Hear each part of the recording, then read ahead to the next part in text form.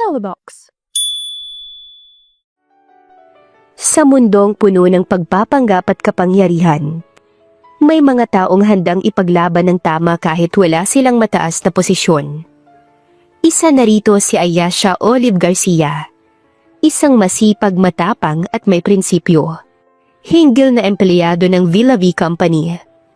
Wala siyang pakialam kung sino ang kanyang kinakalaban, basta't nasa panig siya ng katotohanan.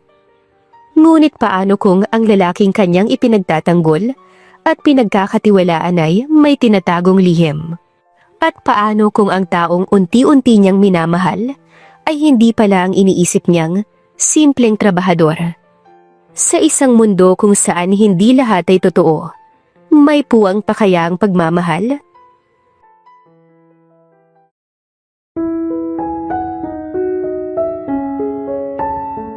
Sigurado ka ba dyan sa ginagawa mo? Baka may makahuli sa atin. Saad ng isang babae sa hindi kalayuan dahilan para mapatigil si Ayesha sa paglalakad. Kasalukuyan siyang papunta sa printer room para mag-print ng mga documents nang mapadaan siya sa file room. Anong ginagawa nila rito? Bawal pumasok dito nang walang permission ni Ma'am Karina. Tanong ni Ayesha sa kanyang sarili bago niya sinilip ang mga taong naroon. Mika? Jaze? Anong ginagawa nila rito? At saka, anong hinahanap nila ron? Tanong niya sa sarili. Hindi madaling kuhanin ang susi ng file room, no?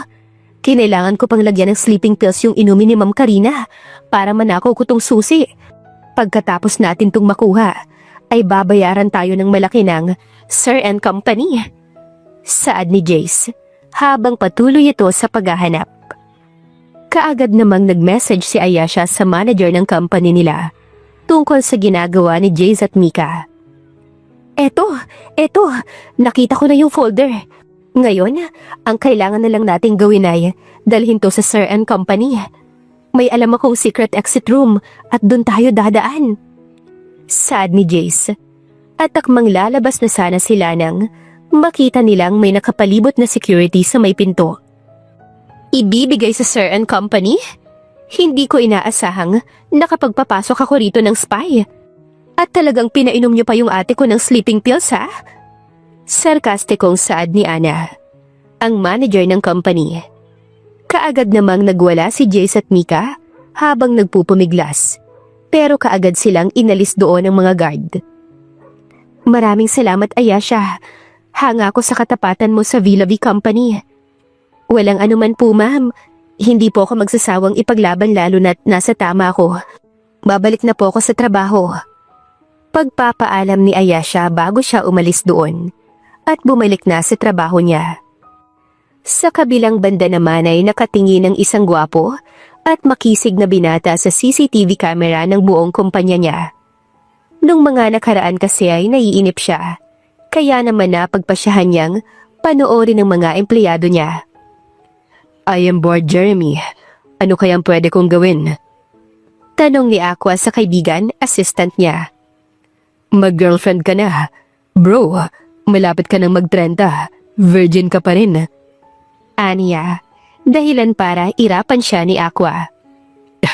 No thanks. I'd rather die as a virgin and single kaysa naman mag-girlfriend. Inis na asik bago niya ibinalik ang paningin sa monitor. Guess what, bro?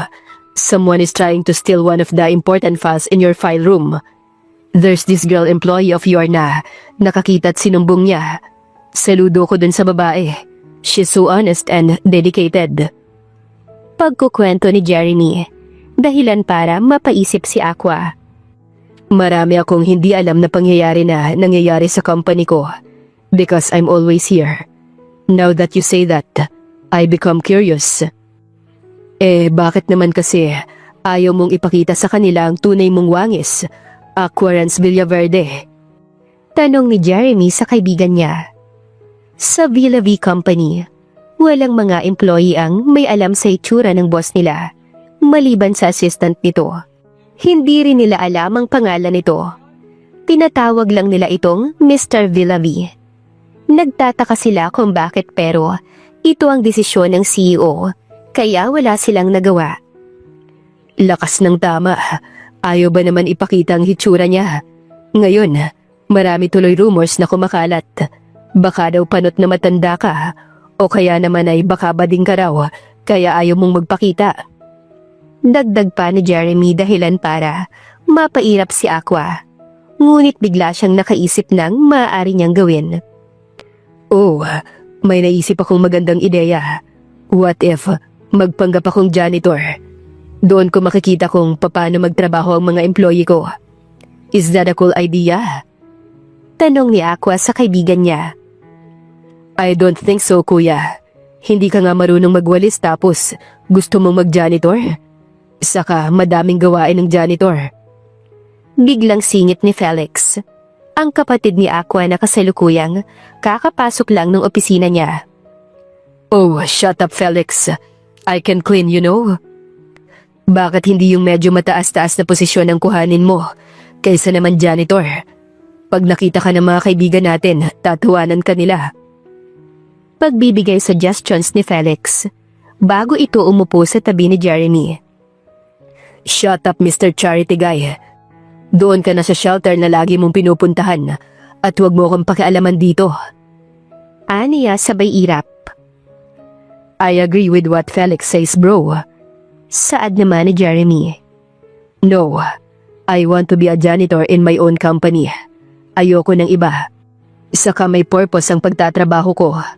Now, my task for you, Jeremy, is to make my application form at mag-a-apply na ako bukas. Saad ni Aqua habang nakakaramdam siya ng excitement sa gagawin niya. Alam naman ni Jeremy at Felix na hindi nila mababago ang isipan ni Aqua. Kaya sinunod na lamang nila to. Kagaya nga ng gusto ni Aqua, ay nag-apply siya bilang janitor at nahire naman kaagad siya ng kanyang kumpanya. Sa unang araw ni Aqua, nabigla kaagad siya nang makita niyang papaalis na ang mga kasamahan niya sa pagja-janitor. Aalis na kayo? Bakit? Tanong ni Aqua. Pasensya na, Aqua, kung kakapasok mo pa lang pero aalis na kami. Hindi na kasi namin kayang manatili rito. Ang sasama ng ugali ng ibang matataas ang pwesto sa kumpanyang to. Saad ni Ruben, dahilan para hindi makapaniwala si Aqua. Tama si Ruben, grabe kung maliitin nila kami. Masakit man pero ayaw na namin dito. Pasensya na, Aqua. Saad naman ni Oscar. Kuya Ruben, Kuya Oscar, saan po kayo pupunta? Tanong ng isang babae dahilan para mapatingin si Aqua doon. Para siyang natamaan ng kidlat nang magtama ang kanilang mga mata. Aalis na kami, Ayesha. Hindi na namin kaya pang manatili rito.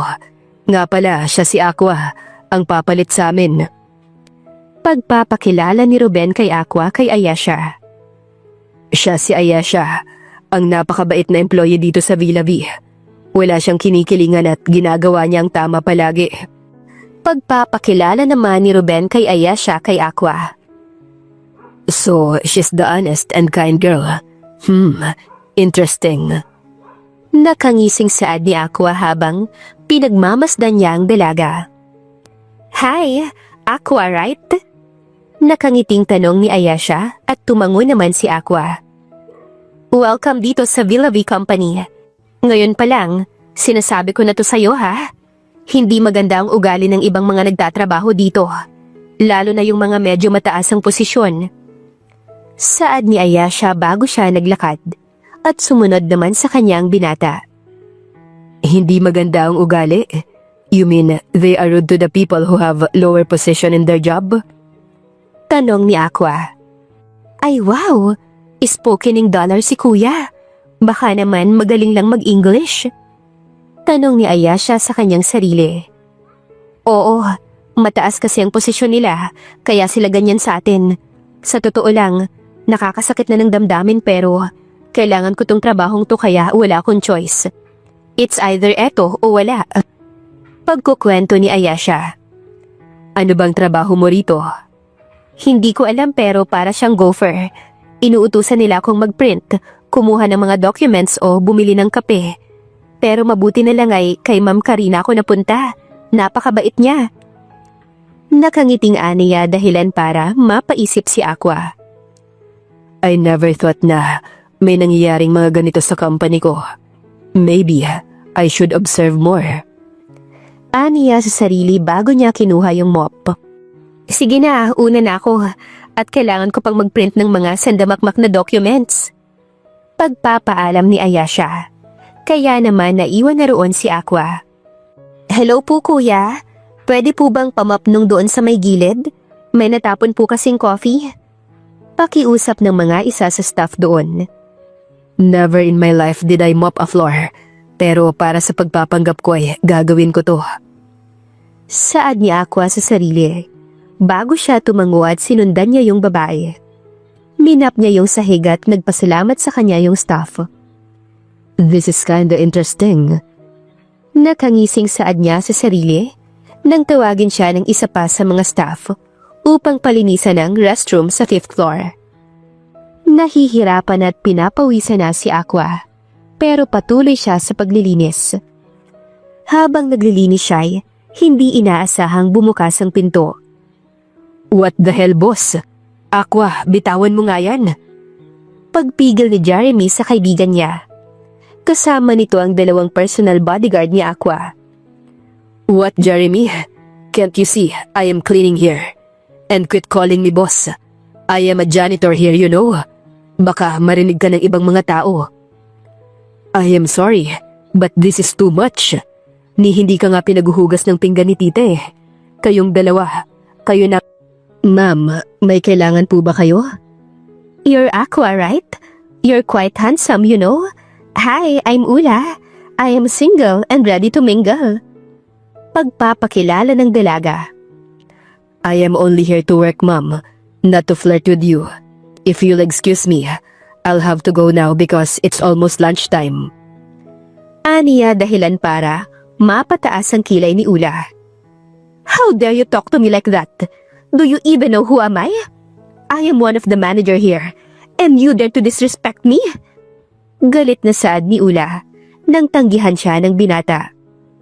Saktong dating naman ni Ayesha, kaya kaagad siyang nagtungo sa gawin nila. Anong nangyayari dito? Tanong ni Ayesha. She's hitting on me.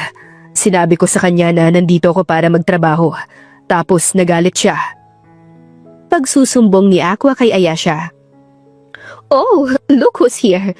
You again, Ayesha? Akala ko pa naman din tinanggal ka na ni Ma'am Karina dahil sa ginawa mo sa akin nung nakaraan. Hindi pa pala dahil masyado kang sip-sip. Aniya dahilan para mainis si Ayesha. Kung tapalan ko kaya ng tip yung bunganga mo, baka sakaling tumahimik ka, putak ka ng putak eh. Nakakabwisit ka na. Sigaw pabalik ni Ayesha habang pinipigilan siya ni Aqua. Nagulat naman silang lahat ng tapunan ni Ula si Ayesha ng kape. Yan ang bagay sa inyong mga slap soil. Huwag kang masyadong mayabang, Aqua. Guwapo ka lang pero janitor ka pa rin. Hindi na natapos ni Ula ang sasabihin niya nang sumigaw si Ma'am Karina. Rinig ko ang boses niyo sa opisina ko. Kayo ay tumigil na dyan at bumalik kayo sa trabaho. Sigaw ni Karina. Kaya naman nagsialisa na sila roon. Nilinis ni Aqua yung mga natapon na kape at hinigit niya si Ayesha papuntang banyo. Kahit kailan talaga, hindi mo makontrol yung bibig mo, no? Grabe ka makipagsigawan. Kawawang magiging asawa mo at baka hindi na makalaban. Paninermo ni Aqua bago niya iniabot sa dalaga ang extra t-shirt niya. Maglinis ka ng katawan mo at suotin mo yan. Ipaglalaban ko kung ano yung tama. Saka ganun talaga ang ugali ng babaeng yun. Maraming galit sa kanya dahil tinatapak-tapakan niyang lahat ng mababang trabaho sa kumpanyang to. Hindi ko nga alam kung bakit natanggap yan dito eh. Pagpapaliwanag ni Ayesha bago siya nagbihis at lumabas sa cubicle. Next time, kumalma ka ha. Hindi naman ako papatapak sa kanila eh. Wala akong pakialam kahit na mas mataas ang posisyon nila kaysa sa akin. Saad ni Aqua bago siya naghugas ng kamay. Huwag na nga nating isipin yun. Tara, lunch break na. Gutom na ako. Pag-aaya ni Ayesha. At sumunod naman ang binata at nagtungo sila sa cafeteria upang doon kainin ang binao nilang pagkain. Umabot ng halos 5 oras silang palaging magkasama at sabay kumain. Napapalapit lalo ang loob nila sa isa't isa. Akala ni Aqua ay wala lang ito, pero doon siya nagkakamali. Alas 10 na, Aqua, wala ka bang balak na patulugin ako? Nagdadabog na saad ni Ayesha habang magkakol sila ni Aqua. Alas 10 na kasi ng gabi pero ayaw pa ring patayin ni Aqua ang call. Fine. Papatayin ko na yung tawag. Tulog ka na ha? Sleep well. Nakangiting saad ni Aqua. Nag-good night na sila sa isa't isa bago pinatay ni Aqua ang call. Ay wow, may ka-late night talk si kuya. Sana all ha? Biglang saad ni Felix dahil naabutan itong may kausap ang kapatid niya. Oh, shut up.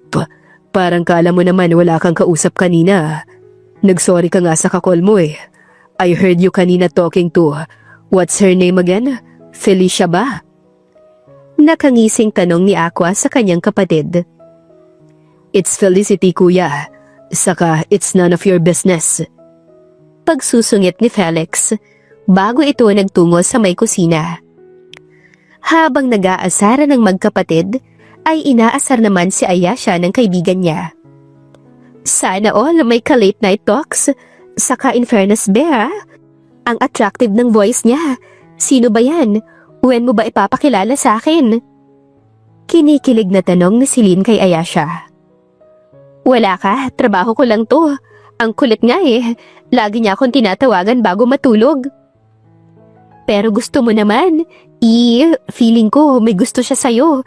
Kasi hindi ka naman niya paglalaanan ng oras makausap kung wala siyang nararamdaman sa'yo. Aniya dahilan para mapairap si Ayesha. Ika'y magtigil dyan, Celine. Wala siyang gusto sa akin. Mali ka nang iniisip. Napakadelulo mo. Saad ni Ayesha bago siya humiga sa kama nila. Ano ka ba? Kaibigan mo ko. Aminin mo na sa akin. May gusto ka rin sa kanya, no? Pangungulit ni Celine. Ang kulit. Matutulog ka na o tatawagan ko si Eric para sunduin ka. Pagbabanta ni Ayesha sa kaibigan niya dahilan para matahimik ito. Sabi ko nga matutulog na ako. Good night na, besh. Sweet dreams. Biglang saad ni Celine bago ito nahiga sa kama niya. Kahit gano'n ang sinasabi ni Ayesha, ay nagtataka at napapaisip din siya sa ginagawa ni Aqua. Para kasing habang tumatagal ay nagiging extra sweet ito sa kanya. Hindi naman siya nagrereklamo dahil masarap sa pakiramdam niya kapag ganon si Aqua. Lumipas ang halos 3 buwan ay palagi silang ganon. Masaya at palaging kinikilig si Ayesha kapag magkasama sila. May mga gabi pa ngang magkasama sila. Late night gala ba kung tawagin. Kasalukuyang naglalakad si Ayesha patungo sa Villa V Company nang makakita siya ng batang pulubi. Nanglilimos ito at mukhang ilang araw nang hindi kumakain. Kaya naman napagpasyahan ni Ayesha na bumili sa bakery ng mga tinapay at nilapitan niya ang bata. Ate, baka may pagkain ka po dyan. Gutom na gutom lang po ako. Saad ng pulubi. Eto, kainin mo. Hatian mo yung mga kapatid mo at magpakabusog kayo Saka ito, tubig oh. Pag-aabot ni Ayesha ng tinapay at tubig doon sa mga bata. Hala, maraming salamat po ate. Saad naman ng pangalawang pulubi bago nila tinanggap ang pagkain. Wow, what a nice person. Bigla ang saad ng isang tao sa likuran ni Ayesha. Kaya naman napatingin siya roon. Doon ay bumungad sa kanya ang isang gwapo at matipunong lalaki. Sino ka? Just a random person na nakakita ng pulubi. I went to get them foods and drink tapos nakita kita rito. I'm surprised that aside from me, may mabuting tao pa palang nagmamalasakit sa mga pulubi. Saad nito na nagpangiti kay Ayesha. By the way, I am David Descartes. Nice to meet you. Pagpapakilala ni David, bago niya inabot sa mga bata ang fast foods na binili niya. Ayasha Garcia, yan ang pangalan ko. Pagpapakilala ni Ayasha bago siya nakipagkamay. Ang gwapo naman ng lalaking to pero mas gwapo pa rin si Aqua.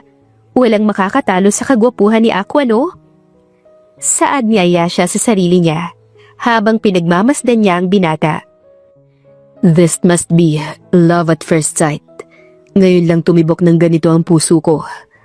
Saad ni David, dahilan para hindi makapaniwalang napatingin sa kanya si Ayasha. What? Love at first sight? Pinagsasabi ng lalaking to? Anong ibig mong sabihin? Nahihiyang tanong ni Ayasha. Gusto niyang malaman kung tama ba yung pagkakarinig niya doon sa sinabi ng binata. I think I like you. You're kind and beautiful. Can I court you? Sunod-sunod na saad ni David. Teka lang, first of all, ngayon lang tayo nagkakilala. Ang bilis mo naman. Ni hindi pa nga tayo umaabot ng kalahating oras simula nung nagkakilala tayo. Tapos, gusto mo na agad akong ligawan? May sapi ka ba? Hindi makapaniwalang saad ni Ayasha. Do I look like I'm joking? I am serious, Ayasha. I think I like you. Aniya dahilan para mapangiwi ang dalaga. Ayos bahala ka nga dyan. Saad ni Ayasha bago siya naglakad papalayo sa lalaking yon. Naglakad siya ng naglakad hanggang sa hindi na niya nakikita yung lalaki. Ang weird niya, bulong ni Ayasha, nang biglang may nagsalita sa likuran niya. Who's weird? Taas kilay na tanong ni Aqua. Ano ka ba naman? Para kang kabuti ba? Bakit biglang nagsasalita aatakihin ako sa puso sa ginagawa mo? Gulat na saad ni Ayasha. Nakataas pa rin ang kilay ni Aqua. Who's weird? Pag-uulit ni Aqua sa tanong niya. Yung lalaki kanina. Sobrang weird niya, Aqua. Ni wala pang kalahating oras simula nung nagkakilala kami. Tapos gusto niya na akong ligawan? Pagkukwento ni Ayasha. Pumayag ka ba? Seryosong tanong ni Aqua. Malamang hindi. Ano ko, hibang? Mamaya kidnapper pala yun tapos balak niya akong kidnapin at ibenta ang organs ko. Saka, sinong taong may in love ng ganun kabilis? Imposible naman ata yun. Saad ng dalaga habang patuloy sila sa paglalakad. Tara na at baka malit pa tayo. Pag-aaya ni Ayasha bago niya hinigit ang binata. Akala ni Ayasha'y hindi na niya makikita si David, pero doon siya nagkakamali. 3:00 na ng hapon nang makarinig ng sigawan si Ayasha sa may labas. Hindi niya yon pinansin dahil marami siyang piniprint. Nang matapos siyang magprint ay kaagad siyang lumabas ng printing room at nabigla siya nang makita niyang naroon si David, napapalibutan ng maraming babae. Ay, buwa ka ng shit! Bakit nandito ang lalaking yun? Ano na naman bang kailangan niya? Inis na saad ni Ayasha at akmang aalis na sana nang makita siya ni David. Ayasha! Anong kailangan mo sa akin? Walang emosyong tanong ni Ayasha kay David. Hindi ba obvious? Nandito ko para ligawan ka. Sinabi ko naman sa'yo na seryoso ko, hindi ba? Gusto kita at liligawan kita. Sa ayaw at sa gusto mo. Aniya, dahilan para makaramdam ng inis si Ayasha. Ang pinakaayaw kasi sa lahat ng dalaga ay yung pinipilit siya. Mukhang ayaw naman sa'yong magpaligaw ni Ayasha. Kaya umalis ka na. Saka anong klaseng tao ka? Gusto kita at liligawan kita sa ayaw at sa gusto mo? Hibang ka na ba? Pag-uulit ni Aqua sa sinabi ni David. Dahilan para mainis ito. Sino ka ba at nangingialam ka, ha? Inis na tanong ni David, bago niya tinignan mula ulo hanggang paa si Aqua. Napangisi ito at natawa nang makita niya na marumi at may hawak na mopang binata. Wala kang karapatang makialam dahil janitor ka lang. Sa susunod, huwag kang magmamagaling, ha? Baka mawalan ka ng trabaho kapag nagreklamo ako sa manager ng kumpanyang ito. Pagbabanta ni David kay Aqua. Ha?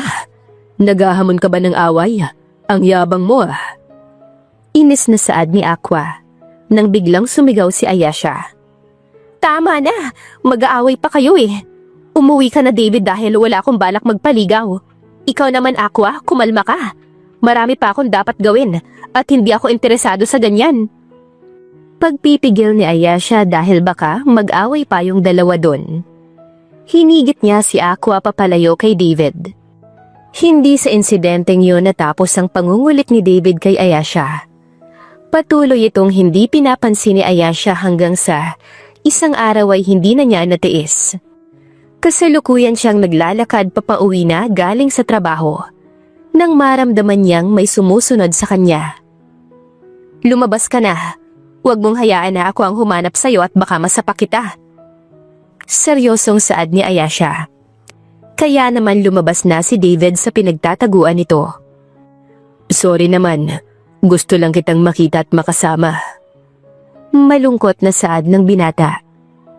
Okay ka sana eh, pero hindi ba pwedeng kaibigan lang?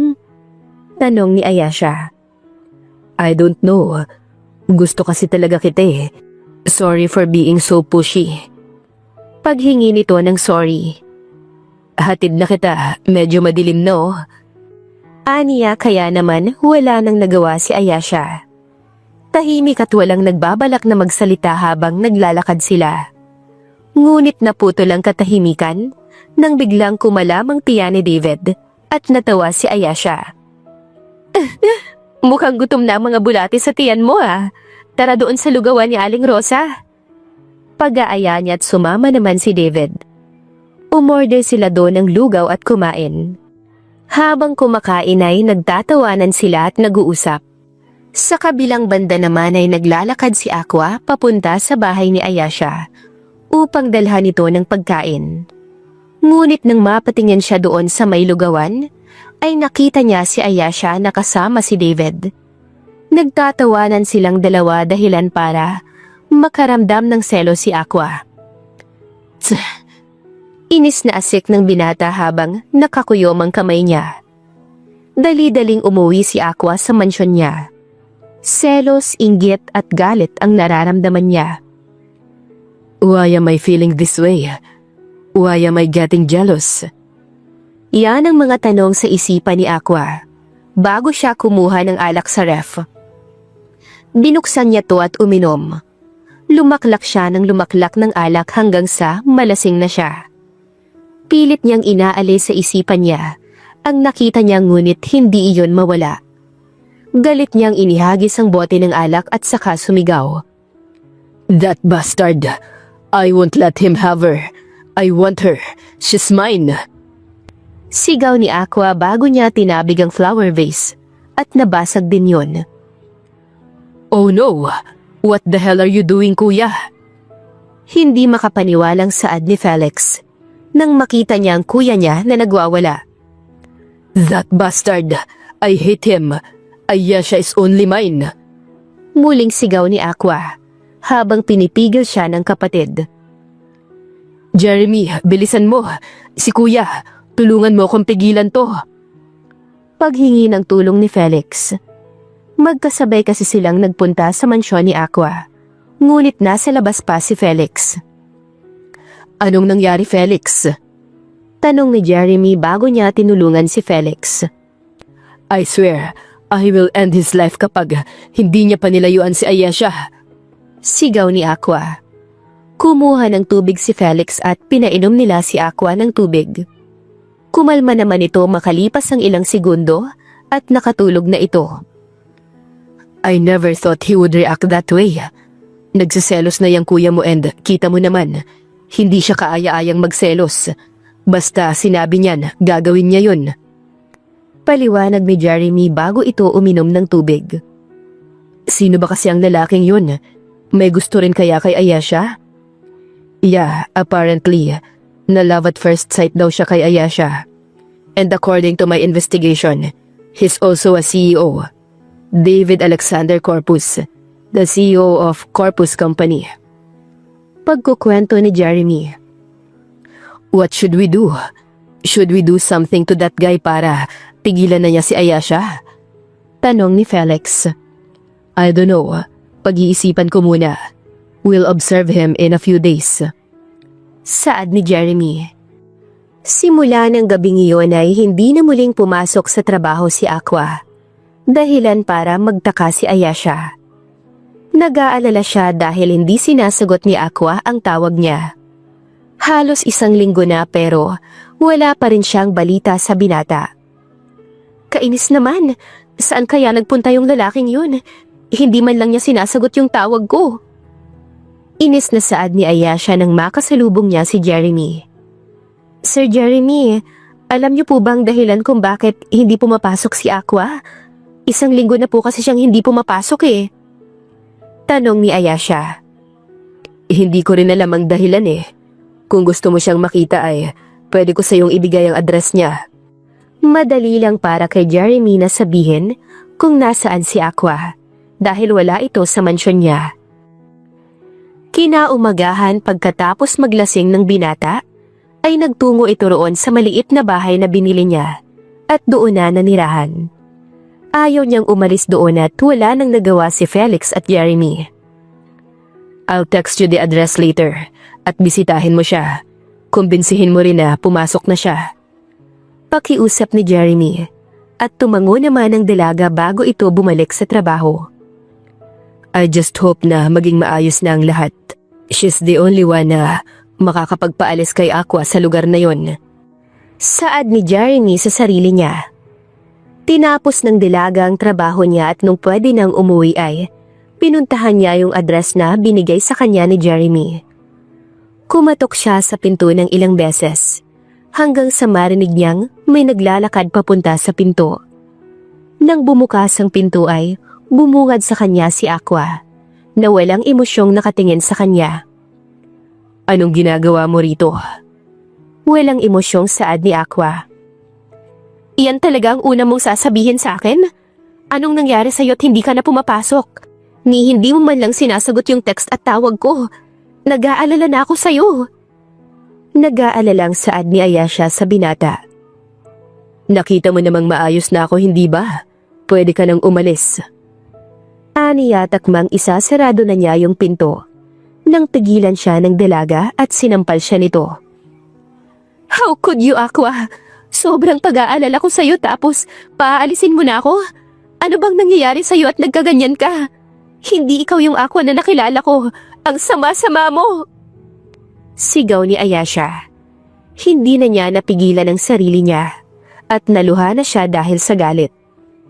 Nabigla at hindi makapaniwala si Aqua nang makita niyang lumuluha na ang dalaga.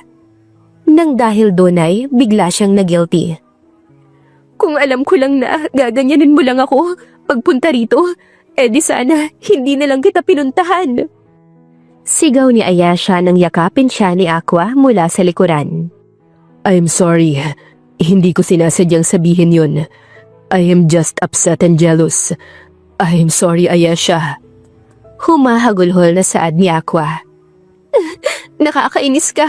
Hindi mo man lang sinasagot ang message ko tapos ganyan ang ibubungad mo sa akin. Bitawan mo nga ako. Ayaw na kitang makausap. I'm sorry, Ayesha. I'm sorry. Please don't say that. Huwag mong sabihin na ayaw mo na akong makausap. I'm sorry. Please forgive me. Pakiusap ni Ayesha habang patuloy ito sa pag-iyak. Humarap sa kanya si Ayesha at mahigpit niyang niyakap si Aqua habang pinapatahan niya ito. Nang kumalma na si Aqua ay humiwalay na sa yakapan si Ayesha.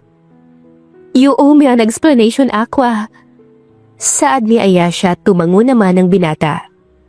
Pumasok sila sa loob ng bahay ni Aqua at nagtungo sa may sala.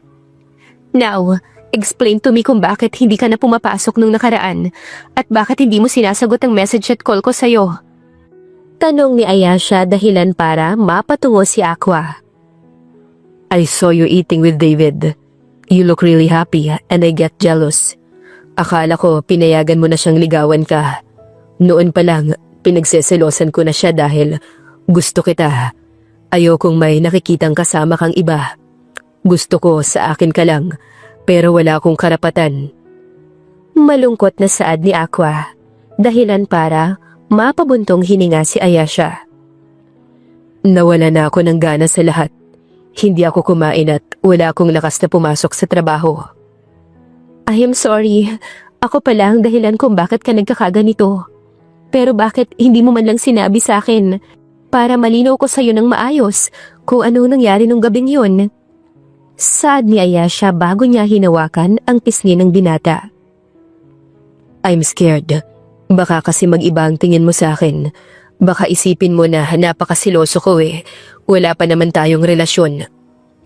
Saad ni Aqua bago siya umiwas ng tingin. Pinunasan ni Ayesha ang luha niya bago sila nagtitigan. Oo, magkasama kami nung gabing yun pero hindi dahil pumayag akong magpaligaw sa kanya. Doon ko sinabi sa kanya ang tunay na dahilan kung bakit ayaw kong magpaligaw sa kanya.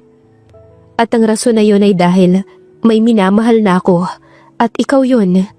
I'm sorry Aqua kung hindi agad ako nakaamin. Noon pa lang ay gusto na rin kita. Pag-amin ng dalaga sa nararamdaman niya na nagpagulat kay Aqua. Gusto mo rin ako? Tanong ni Aqua sa dalaga at tumango naman ito. I'm sorry, Ayesha. I shouldn't have acted disgracefully. Hindi ko talaga nakokontrol ang sarili ko, lalo na't nagsiselos ako. Sorry sa nasabi ko kanina. I didn't mean it. I love you so much. Malambing na aniya bago niya hinalikan sa noo si Ayesha. I love you too. Bulong ni Ayesha pero narinig ito ng binata. Nagulat na lang si Ayesha nang halikan siya sa labi ni Aqua bago niyakap. Kumain ka na ba? Tanong ni Ayesha kay Aqua. Hindi pa. Ever since kahapon, kahit anong pilit ko, hindi talaga ako makakain. Hay naku ka talagang lalaki ka. Mabuti na lang ay nakabili ako ng pagkain dun sa may karinderya malapit dito. Tara, kakain na muna at baka ano pang mangyari sa'yo. Ani at sumunod naman sa kanya si Aqua. Inihanda na ng dalaga ang binili niyang pagkain at pinakain na niya ang binata.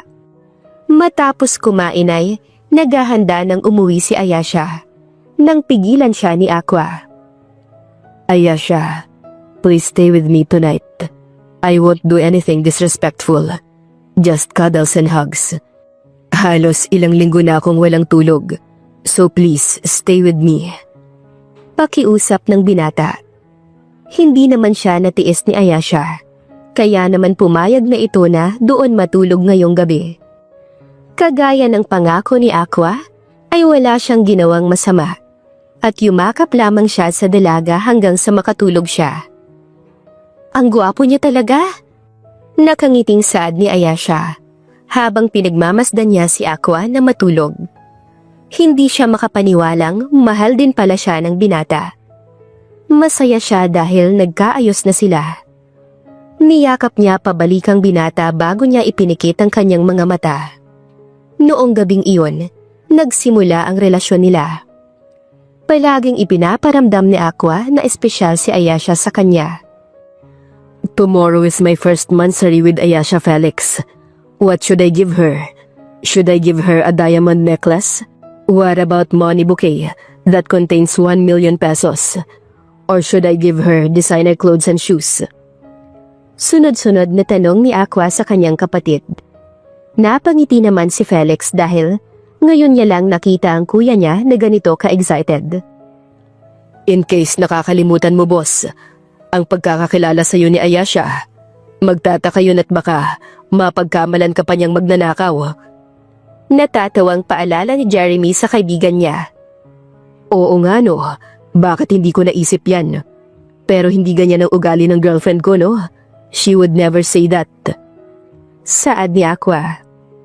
I think you should give her something simple, like a flower bouquet and a teddy bear with chocolates. Yung hindi pa lalampas ng 1,000 pesos para hindi magsususpecha ang girlfriend mo. Pagbibigay suggestions ni Felix. That's good, Felix. Thank you. Masayang aniya. Happy first monthsary, mahal ko. Pagbati ni Aqua kay Ayesha, bago niya inabot ang bouquet ng roses na binili niya. Unang buwan pa lang ng relasyon natin pero sobrang saya ko na, Ayesha. Thank you for accepting and loving me kahit na hindi ako mayaman katulad ni David. Pagpapasalamat ni Aqua, bago siya niyakap ni Ayesha. Happy first monthsary din, mahal ko. Thank you dito sa bouquet, teddy bear chocolate na bigay mo. Pagpapasalamat ni Ayesha. You're welcome. Aniya bago niya hinalikan sa noo ang dalaga. May regalo din ako sa'yo. Alam kong hindi yan original pero sana magustuhan mo. Nakangiting Aniya, bago niya inabot kay Aqua yung box. Wow, relo mahal ko. Maraming salamat. I love you, Ayesha. I love you too. Saad ng dalaga bago sila naghalikan. Naging masaya at payapa ang relasyon nilang dalawa. May mga araw na nag-aaway sila pero nagkakabati rin naman. Walang masyadong nagiging problema dahil parehas nilang mahal na mahal ang isa't isa. Aqua, hanggang kailan mo balak itago kay Ayesha ang totoo mong pagkatao? Malapit na kayong mag-1 taon pero hindi pa rin niya alam na ikaw ang CEO ng Villa V Company. Saad ni Jeremy habang nasa kotse sila papauwi sa mansyon. I've been thinking about that ever since naging kami. Gustong-gusto ko nang umamin pero natatakot ako. Natatakot akong magalit siya sa akin dahil nagsinungaling ako sa kanya. Saad ng binata. It's not too late to admit the truth. Alam kong mahal na mahal ka niya, kaya matatanggap niya kapag umamin ka na. Huwag mong hayaan na siya pa mismo makakaalam ng totoo. Saad ni Jeremy. Ang mga sinabing iyon ni Jeremy ay hindi mawala sa isip ng binata. Tatanggapin niya pa rin ba ako kapag nalaman niyang nagsinungaling ako? Ayaw kong mag-away kami kaya naman kailangan ko nang umamin kaysa naman siya pa mismong makaalam ng pagsisinungaling ko. Saad ni Aqua sa sarili niya bago siya humiga sa kama niya upang magpahinga. Kasalukuyang nasa palengke si Ayesha dahil balak niyang magluto ng paborito ni Aqua na adobo. Ipagluluto niya ang binata at dadalhan niya ito mamaya sa meeting place nila. Ano kaya yung sasabihin sa akin ni Aqua mamaya? Medyo random dahil parang seryoso at importante ang sasabihin niya. Well, malalaman ko na lang yun mamaya kapag nagkita na kami. Saad ni Ayesha bago siya kumuha ng patatas, manok, bawang, sibuyas at paminta. May toyo at suka pa naman sa bahay, kaya ito na lang sigurong bibilhin ko. Aniya, bago siya nagbayad doon sa tindera. Nang matapos siyang makapamili ay, napagpasyahan na niyang umuwi kaagad. Ngunit bago pa siya makarating sa sakayan ng tricycle, ay may humarang sa kanyang sasakyan. Ayesha, pwede ba tayong mag-usap? Tanong ni David sa dalaga. Naibigay ko na sa'yo hindi ba yung sagot ko nung gabing naglugaw tayo? Ano pa ba ang kailangan mo? Inis na tanong ni Ayesha sa kanya. Alam ko at nirerespeto ko ang desisyon mo. May kailangan na akong sabihin sa'yo na hindi mo alam tungkol kay Aqua. Ang mga salitang iyon ang nagpatigil sa paglalakad ng dalaga.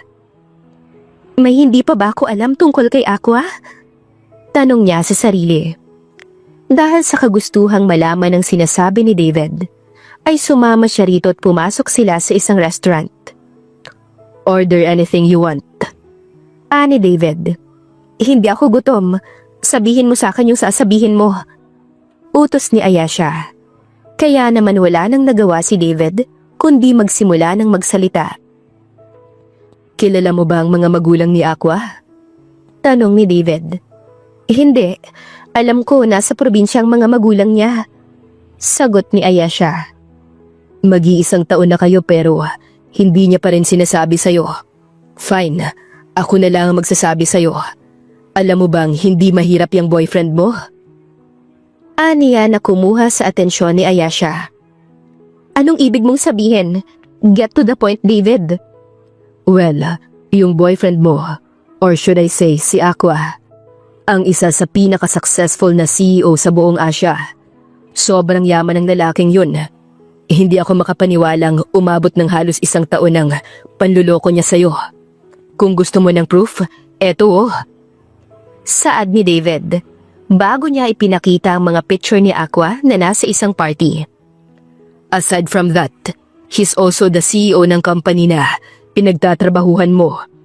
He is Aqua Renz Villaverde, the oldest son of Mr. Harold Villaverde. Ano naman ngayon kung mayaman ang boyfriend ko? Hindi ko naman siya minahal ng dahil sa pera-pera na yan. Mahal ko si Aqua, kahit na mahirap o mayaman man siya. Saad ni Ayesha na nagpangisi kay David. Well, alam mo na, kami kasing mayayaman. Hindi kami nakokontento sa isang babae lang. Kasi kaya naming makuha ang babaeng gusto namin. Kaya palit kami ng palit ng girlfriend. Aniya bago niya binuksan ang isa pang envelope na dala niya. Sorry, pero hindi ganyan ang boyfriend ko. Hindi niya ako magagawang lokohin dahil mahal niya ako. Kaya kung ganyan ka man, huwag mong idamay ang boyfriend ko dyan sa kalokohan mo. Inis na saad ni Ayesha. Hindi na siya nakapagpigil dahil para bang sinisira ni David ang relasyon nila ni Aqua. Inilabas ni David ang picture ni Aqua na may kasamang babae. Sorry to say, but your boyfriend is not loyal. Nasa party ako kahapon at nakita ko siya ron. He was talking to the heiress of the Mercua family, who was rumored to be her future fiancé. Baka naman kaya hindi ka pinapakilala sa magulang niya, ay dahil iba talaga ang balak niyang pakasalan. Kung ganun nga ay kawawa ka naman. Nangaasar na saad ni David, dahilan para mainis si Ayesha. Hindi na napigilan ng dalaga ang sarili niya at sinampal niya na si David. Wala nang sinabi ang dalaga kay David bago siya nag-walk out. Habang iniisip ni Ayesha ang mga nalaman niya, ay hindi siya mapakali. Bakit ganun? Nagsinungaling na nga siya sa akin tungkol sa status ng buhay niya.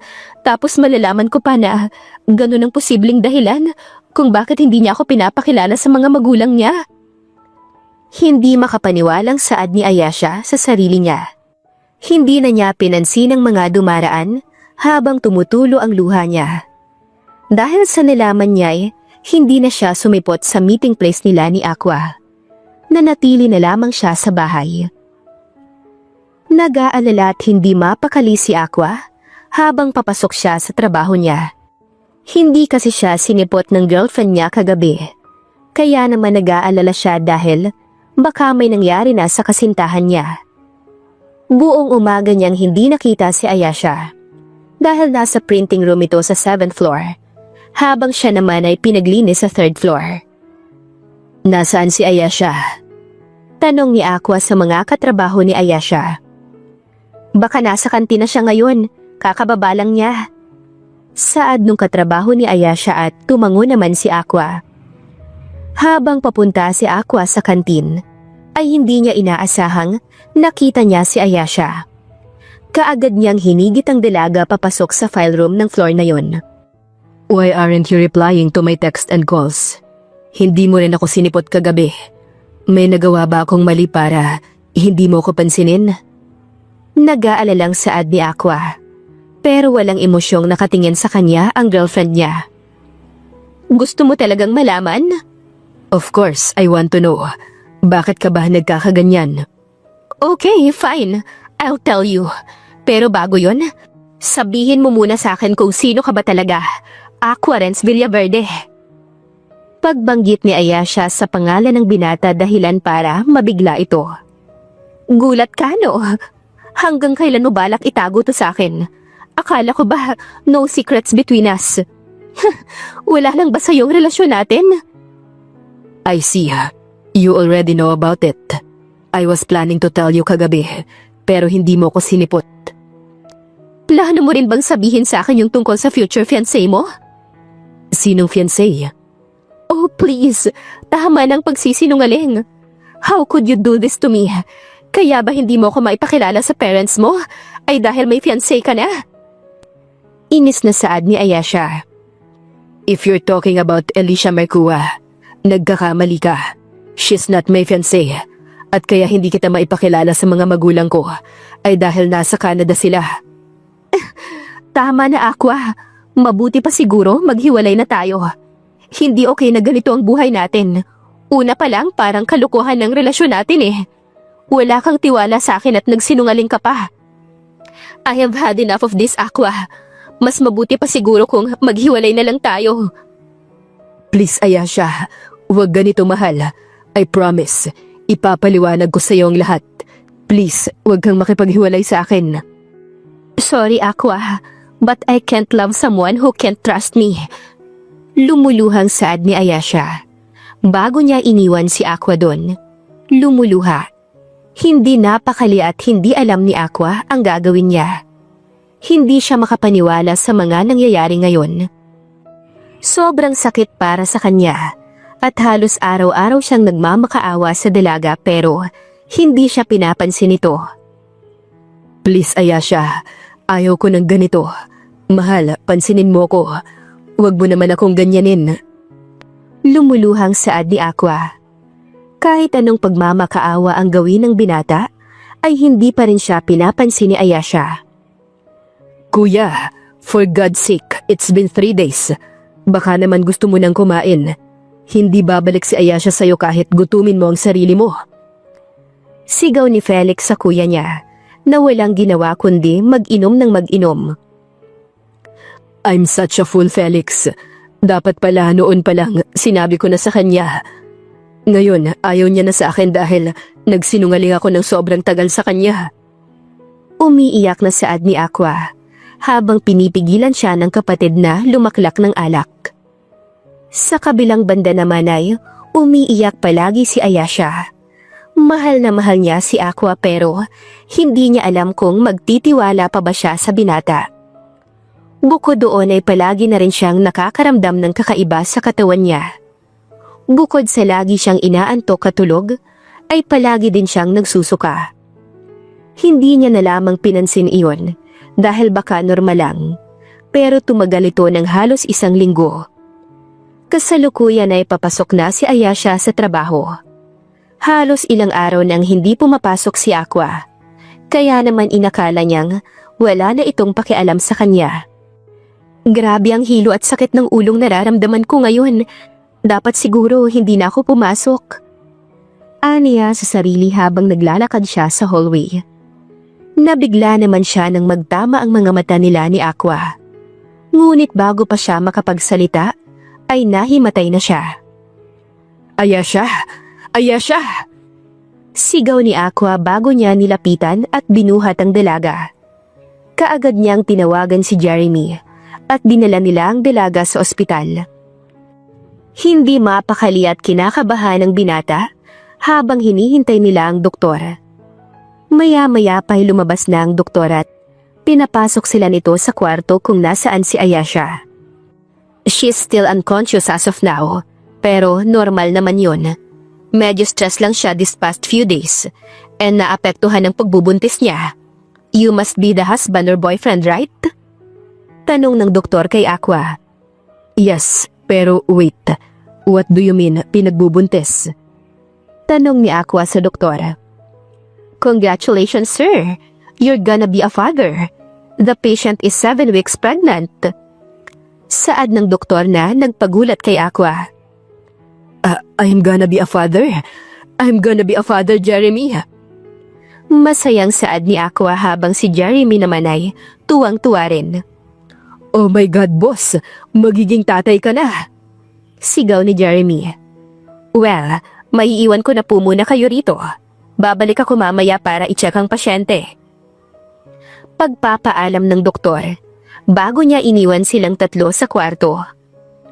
Hindi maipaliwanag ni Aqua ang sayang nararamdaman niya. Kaagad niyang hinawakan ng kamay ni Ayasha, bago niya ito hinalikan sa noo. I promise, I won't leave you and our baby. Aayusin ko ang relasyon natin, at sana mapatawad mo na ako. Saad ni Aqua, bago niya hinawakan ang tiyan ni Ayasha. Makalipas ang ilang oras ay nakatulog naman si Aqua, at si Ayasha na ang nagising. Nabigla siya nang makita niyang natutulog si Aqua, habang nakahawak sa kamay niya. Dahil sa paggalaw niya ay nagising si Aqua. You're finally awake, mahal. Kamusta na ang pakiramdam mo? Tanong ni Aqua. I'm okay now. Bakit nandito ka? Ako ang nagdala sa'yo sa ospital.